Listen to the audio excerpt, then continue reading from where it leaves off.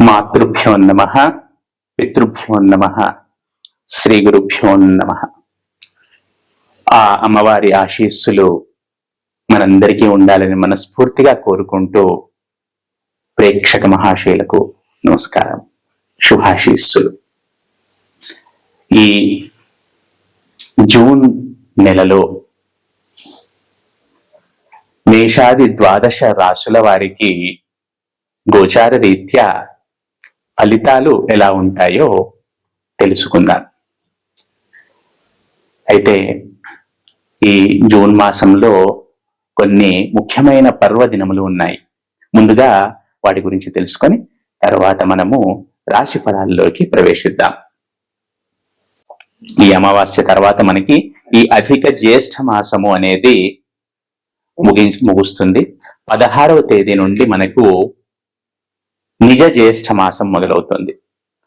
ఈ 16వ తేదీ తెల్లారి 17వ తేదీ నుండి మనకు మామూలుగా సాధారణంగానే గృహప్రవేశ ముహూర్తాలు, వివాహాది శుభకార్యములకు సంబంధించిన ముహూర్తాలు ప్రారంభమవుతున్నాయి.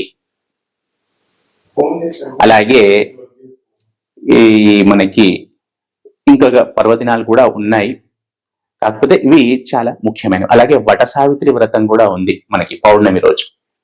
బహుశా అది 29వ తేదీ, జూన్ 29 అనుకుంటున్నాను. పౌర్ణమి రోజు మనకి వట సావిత్రి వ్రతం కూడా ఉంది. ఈ విధంగా ఈ జూన్ మాసంలో మనకు చాలా పర్వదినాలు వస్తున్నాయి. విష్ణుమూర్తికి సంబంధించినవి, అమ్మవారికి సంబంధించినవి, శివుడికి సంబంధించినవి. చాలా చక్కగా ఈ మాసాన్ని వినియోగించుకుందాం. మనందరము భక్తి శ్రద్ధలతో ఆ భగవంతుడిని ఆరాధిద్దాము, యోగక్షేమములను పొందుదాము, ఆరోగ్యములను పొందుదాము.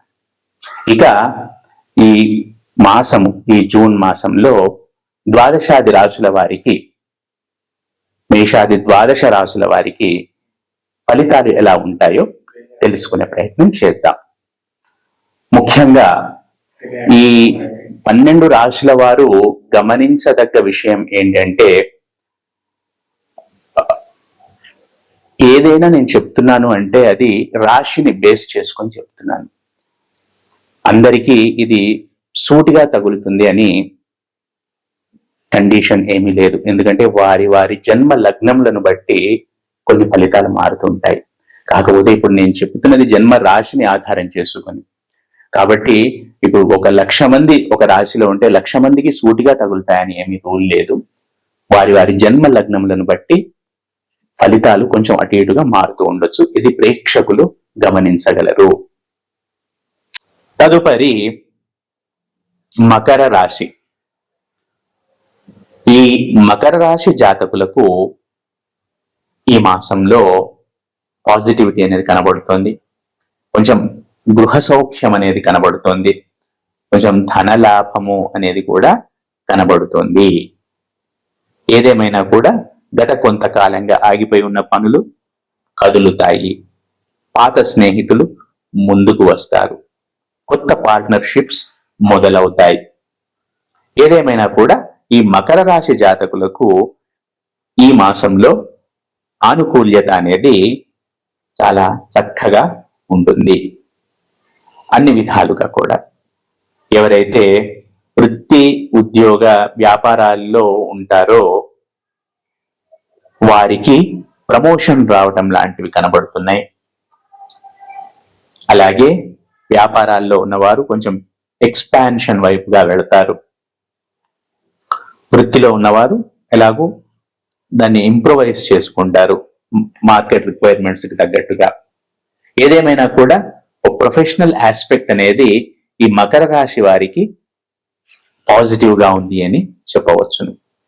ఎవరైతే విద్యార్థులు ఉంటారో ఈ రాశికి సంబంధించిన వారు సానుకూలమైన ఫలితాలను పొందుతారు అని చెప్పవచ్చును. ఎవరైతే హోమ్ మేకర్స్, రిటైర్డ్ పీపుల్ ఉంటారో వారు సాధ్యమైనంతగా దైవారాధనలో గడపండి. ఇంటి పనులు ముగించుకున్నాక వీలైనంతగా దైవారాధనలో గడిపే ప్రయత్నం చేయండి. అది మీ భవిష్యత్తుకు చాలా మంచిది, మీ ఆరోగ్యానికి కూడా చాలా మంచిది అని గ్రహించగలరు. ఏదేమైనా కూడా ఈ మకర రాశి జాతకులకు ఈ మాసము అన్ని విధాలుగా కొంచెం శ్రేయోదాయకంగానే కనబడుతుంది. అయితే ఇక్కడ తోడబుట్టిన వాళ్లతో కొంచెం సత్సంబంధాలను కలిగి ఉండాలి. కష్టమో నష్టమో, కష్టం వచ్చినా నష్టం వచ్చినా కొద్దిగా వెన్నుదన్నుగా ఉండాలి ఒకరికొకరు. ఇది గ్రహించగలరు ఈ మకర రాశి జాతకులు. అలాగే మాట పరుషత్వం కూడా పనికి రాదు, గుర్తుంచుకోండి. ఏది పడితే అది అనటం, ఎంత పడితే అది అనటం, మనోళ్ళు పరాయోళ్ళు అన్న తేడా లేకుండా ఏదో ఒక పదాన్ని వాడటం. సో ఇటువంటివి చేయకండి. ఎంత పొదుపుగా ఉంటే, అన్ని విషయాల్లో ఎంత పొదుపుగా ఉంటే అంత శ్రేయోదాయకము అని ఈ మకర రాశి జాతకులు గమనించగలరు. ఏదేమైనా కూడా ఈ మాసంలో వీరికి ఎక్కువ శాతం పాజిటివిటీ అనేది కనబడుతుంది. ఈ చిన్న చిన్న జాగ్రత్తలు తీసుకుంటే సుఖంగా హాయిగా ముందుకు వెళ్ళవచ్చు. మానసిక ప్రశాంతత కూడా ఉంటుంది. ఎవరికైనా ఈ బోన్ రిలేటెడ్ ఇష్యూస్, లేదా బ్యాక్ బోన్, లేదా ఈ మోకాళ్ళు, లేదా ఈ కింద కాళ్ళ దగ్గర, పాదాల దగ్గర ఏదైనా ఈ చిన్న చిన్న ఇష్యూస్ ఉన్న వారు ఎవరైనా ఉంటే కనుక వైద్య సంబంధ అవసరం ఏర్పడవచ్చును కొందరికి. వారి అఫ్ కోర్స్ ఇక్కడ మళ్ళీ వారి జన్మజాతకాల రీత్యా కొన్ని మార్పులు చేర్పులు ఏర్పడతాయి. కాకపోతే సహజంగా అయితే ఈ ఇబ్బందులు రావచ్చు, ఈ వెన్నెముక గాని ఎముకలకు సంబంధించిన సమస్యలు. ఓకేనా? ఈ విషయంలో కొంచెం జాగ్రత్త వహించండి. ఎక్కువగా స్ట్రెస్ ని వేయకండి. ఎక్కువగా నడవటం, లేదా ఎక్కువగా నిలబడి ఉండటము, లేదా ఎక్కువగా కూర్చొని ఉండటము, ఇటువంటివి చేయకండి.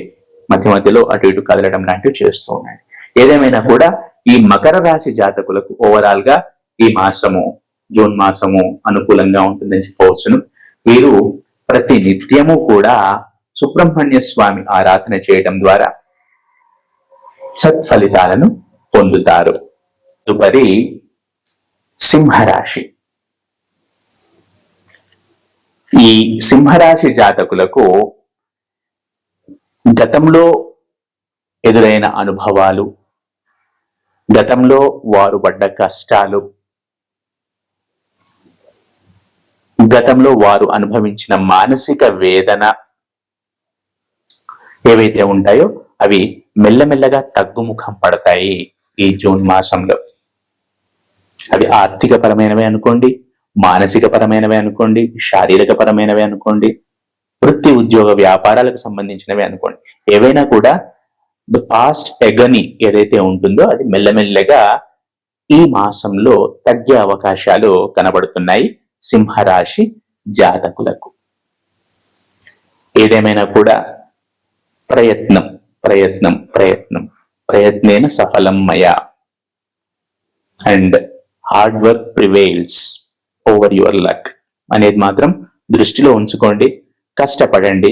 ఎప్పుడైనా టార్గెట్ పెద్దగా పెట్టుకోండి. ఈ సింహరాశి జాతకులకు ముఖ్యమైన సూచన ఏంటంటే పెద్ద టార్గెట్ ఉండాలి. ఎందుకంటే మీకు అష్టమ శని నడుస్తుంది, అలాగే 12 గురువు కూడా ఉన్నాడు. ఈ విధంగా ఉండడం వల్ల కొంచెం ఖర్చులు అనేవి సహజంగా ఉన్నా కూడా టార్గెట్ ఎయిమ్ అనేది ఎంత పెద్దగా ఉంటే మీరు భవిష్యత్తుకు అంత చక్కటి పునాదులు వేసుకుంటున్నారని గుర్తుంచుకోండి. శని ఎప్పుడైనా పరీక్షిస్తాడు పరీక్షిస్తాడు పరీక్షిస్తాడు. మీ ఓపికను పరీక్షిస్తాడు, మీ పర్సివరెన్స్ ని, మీ పేషెన్స్ ని, మీ డిటర్మినేషన్ ని, మీ అంబిషన్ ని, ప్రతిదాన్ని పరిశీలిస్తాడు. అణువు పరిశీలిస్తాడు శని. అది దృష్టిలో ఉంచుకొని కష్టపడండి. మీరు ఎక్కడ వెనక్కి తగ్గినా, అయ్యో నాకు ఇట్లా కష్టం వచ్చింది అని కొంచెం వెనక్కి తగ్గినా కూడా అక్కడ శని కూడా వెనక్కి తగ్గుతాడు. వెనక్కి తగ్గడం in the sense long term లో మీకు వేసే పునాదులను సరిగ్గా వేయడు. కాబట్టి మీరు ఎంత గట్టిగా ఉండి, ఎంత గట్టిగా ముందుకు వెళితే అంత మంచి భవిష్యత్తు శని మీకు ఇస్తాడని గుర్తుంచుకోండి.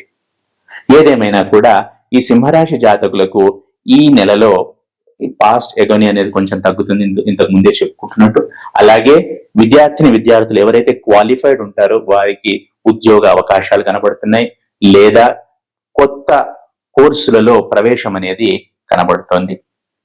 అలాగే వృత్తి ఉద్యోగ వ్యాపారాల్లో ఉన్నవారు కొంచెం ఆచితూచి ముందుకు వెళ్లాల్సి ఉంటుంది. ఎందుకంటే చిన్న చిన్న ఇబ్బందులు అనేవి కనబడుతున్నాయి. కొంచెం ఓపికగా, కొంచెం జాగ్రత్తగా, కొంచెం ముందు చూపుతూ ఉంటే వీటన్నింటినీ అధిగమించవచ్చును. ఏదైనా కూడా కొంచెం మిగిలిన వాళ్ళతో పోలిస్తే ఇది కొంచెం పరీక్షా సమయం అనే చెప్పవచ్చును.